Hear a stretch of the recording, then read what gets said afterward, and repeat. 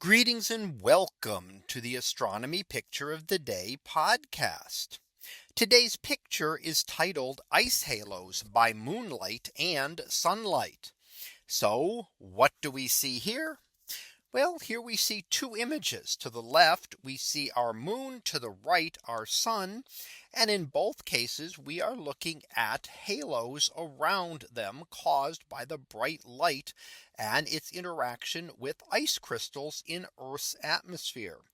And in fact, specifically, it is very flat hexagonal ice crystals that will form this kind of objects that we see.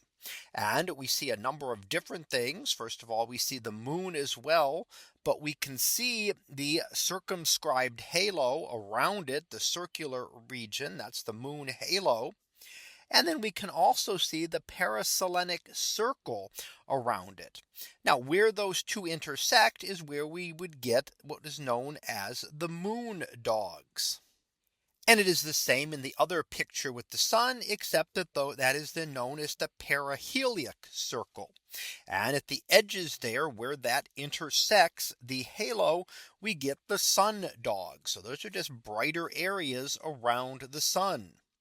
Now, these are actually prescribed by the specifics of the geometry of the ice crystals in Earth's atmosphere that are forming these.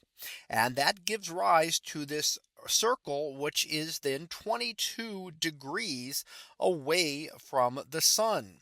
So we can see that that's 22 degrees away from the sun or the moon. And you'll note that the moon and sun are very overexposed in these and much larger than they would actually appear. Sun and moon would appear about half a degree in size. And it's quite obvious that they're much bigger than that here. That's just because they've been overexposed, not because it's not correct at 22 degrees. The actual image of the sun, if you were trying to image the sun here, would be much smaller. Same would be the case with our moon. Now, these are all atmospheric effects. So these are only applied because Earth has an atmosphere with ice crystals that can produce these effects. You would not see similar sun dogs from the moon. For example, an astronaut on the moon would look up towards the sun and would just see the sun. You would not see these halos and arcs around it, simply because there is no atmosphere around the moon. And it is the ice crystals in the atmosphere that cause this.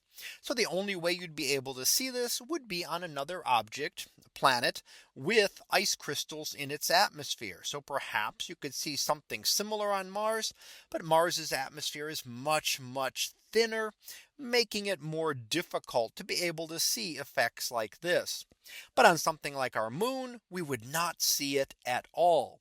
But here we can see both of them side by side in a comparison, looking at the moon on the left hand side, the sun on the right, and how those arcs and circles intersect, giving us the sun dogs and the moon dogs.